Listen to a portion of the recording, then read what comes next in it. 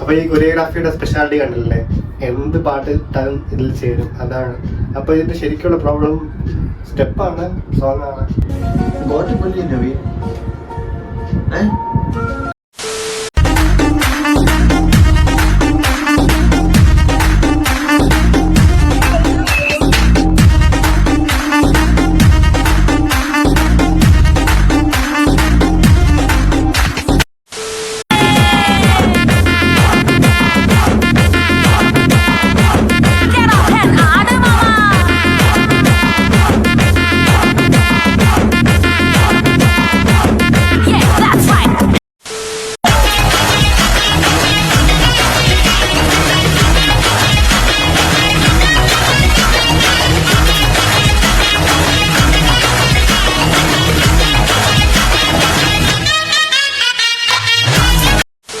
Honest ആയിട്ട് ഞാൻ പറയുകയാണെങ്കിൽ എനിക്ക് പാട്ട് ഇഷ്ടപ്പെട്ടു.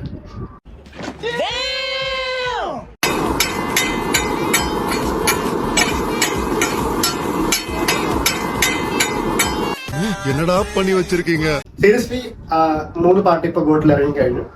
എനിക്ക് 3 പാട്ടും മ്യൂസിക് വൈസ് വളരെ ഇഷ്ടപ്പെട്ടു. ഫസ്റ്റ് എനിക്ക് സെക്കൻഡ് ഇറങ്ങിയത് ഒരു മെലഡി ആയിട്ടുള്ള ഒരു പാട്ടാണ്. അത് മ്യൂസിക്കും കൊള്ളാം, സിംഗിങ്ങും കൊള്ളാം, ലിറിക്സും കൊള്ളാം, എല്ലാം കൊള്ളാം. പക്ഷെ ഫസ്റ്റും ഇപ്പൊ ഇറങ്ങിയ സ്പാർക്ക് പാട്ടില് ഞാൻ കണ്ടെത്തിയ ഒരു പ്രശ്നം എന്ന് പറയുമ്പോൾ ലിറിക്സ് ആണ്. എല്ലാവരും പറയും യുവൻ ശങ്കർ രാജ എല്ലാ പുകയും തീർന്നു, എല്ലാ സ്റ്റോക്കും തീർന്നു. പക്ഷെ അങ്ങനെയല്ല. എനിക്കൊന്ന് മ്യൂസിക് ഫസ്റ്റ് വിസിൽ ബോർഡ് പാട്ടിലും ഈ സ്പാർക്ക് പാട്ടിലും മ്യൂസിക് ഈസ് ബെറ്റർ. പക്ഷെ ലിറിക്സ് ആണ് ചതിച്ചത്.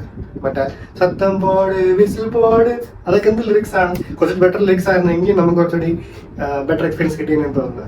ഈ മറ്റേ വാത്തി കമ്മിങ് പോലെയോ അല്ലെങ്കിൽ അണ്ടർന്ന് കിട്ടുന്ന ലിറിക്സ് പോലെ ഉണ്ടായിരുന്നെങ്കിൽ കുറച്ചുകൂടി പവർ ഇമ്പാക്ട് കിട്ടിയെന്ന് തോന്നി.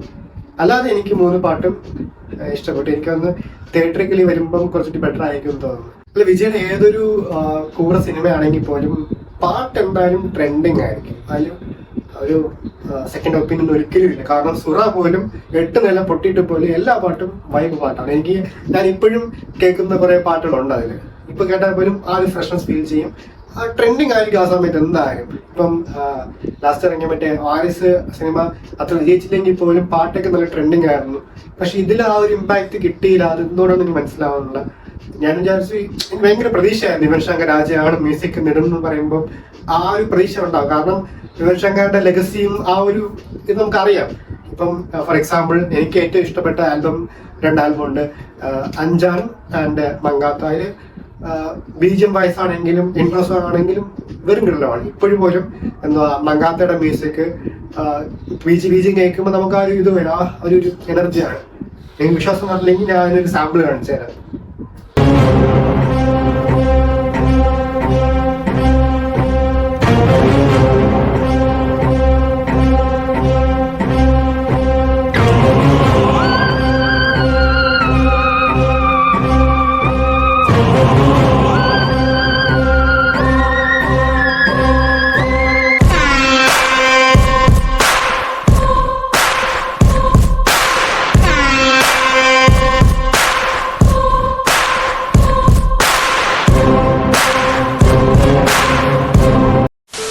അപ്പൊ ഞാൻ പറഞ്ഞില്ലേ, ഇത് ഈ ബീജിയൊക്കെ ആർക്കാണെങ്കിലും മാസമായിട്ട് ഒരു ഫീൽ തരും. എന്ന് വെച്ചാൽ ആ ബീജം മാത്രം മതി. അതാണ് യുവൻ ശങ്കർ രാജ ആയിരുന്നത്. പിന്നെ പണ്ടത്തെ പാട്ടുകൾ കേൾക്കുന്ന ആൾക്കാർക്ക് മനസ്സിലാവും യുവൻ ശങ്കർ രാജ എന്തായിരുന്നു എന്ന്.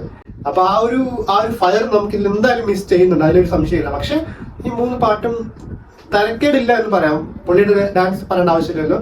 നല്ല രീതിയിൽ കൊറിയോഗ്രാഫ് ചെയ്തിട്ടുണ്ട്. നല്ല ഗ്യാനി മാസ്റ്റർ പോലെ തേച്ചിട്ടില്ല, പക്ഷെ എന്നാലും ക്രില്ലറ്റ് ചെയ്തിട്ടുണ്ട്. നല്ലൊരു സ്ക്രീൻ പ്ലേ ഉണ്ടാവുമെന്ന് പ്രതീക്ഷിക്കാം. മാനാണ് പോലെ അല്ലെങ്കിൽ മങ്കാത്ത പോലെ ഒരു കില്ലം സ്ക്രീൻ പ്ലേ ഉണ്ടെങ്കിൽ ഈ പടം ഹിറ്റ് ആവുന്ന ഒരു പ്രതീക്ഷ ഉണ്ട്, അത്രേ ഉള്ളൂ. അല്ലെങ്കിൽ അവസാനത്തെ സിനിമ ഒരു ഡിസാസ്റ്റർ ആവും, അത്രേ ഉള്ളൂ. കണ്ടറിയാം. അസേ വിജയ്.